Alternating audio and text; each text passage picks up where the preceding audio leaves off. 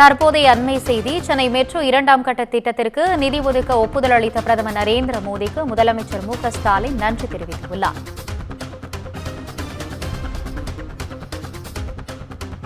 தற்போதைய அண்மை செய்தியாக மெட்ரோ 2ஆம் கட்ட திட்டத்திற்கு நிதி ஒதுக்க ஒப்புதல் அளித்த பிரதமர் நரேந்திர மோடிக்கு முதலமைச்சர் மு.க.ஸ்டாலின் ட்விட்டர் பக்கத்தில் நன்றி தெரிவித்துள்ளார்.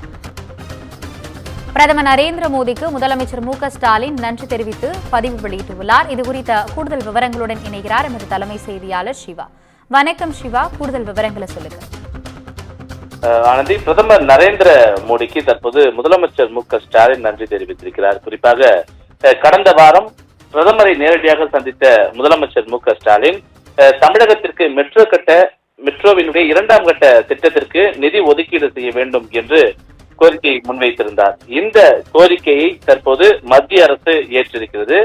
மத்திய அமைச்சரவை இதற்கான ஒப்புதலை வழங்கியிருக்கிறது. குறிப்பாக மத்திய பட்ஜெட்ல தமிழகத்திற்கான நிதி ஒதுக்காத போதிலும் தொடர்ந்து தமிழக அரசு புறக்கணிக்கப்பட்டு வருகிறது என்பதனை முதலமைச்சர் மு.க.ஸ்டாலின் சுட்டிக்காட்டி வந்தார். அது மட்டுமல்லாமல் பலமுறை கடிதங்கள் வாயிலாகவும் இதனை தெரிவித்து வந்தார். இந்த நிலையில நேரடியாக பிரதமரை சந்திக்கும் போது தமிழகத்திற்கு நிலுவையில் இருக்கக்கூடிய நிதிகளை விடுவிக்க வேண்டும், அதிலும் குறிப்பாக மெட்ரோ ரயில் சேவையினுடைய இந்த 2ஆம் கட்ட பணி என்பது கடந்த 2020ஆம் ஆண்டுக்கு முன்பே தொடங்கப்பட்ட ஒரு பணி.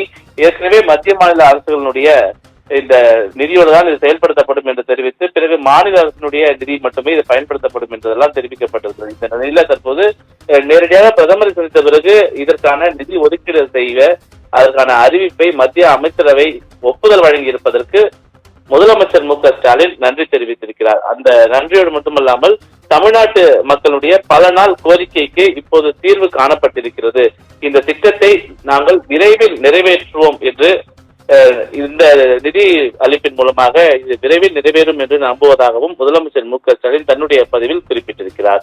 ஆனந்தி, உங்களுடைய விவரங்களுக்கு நன்றி சிவா.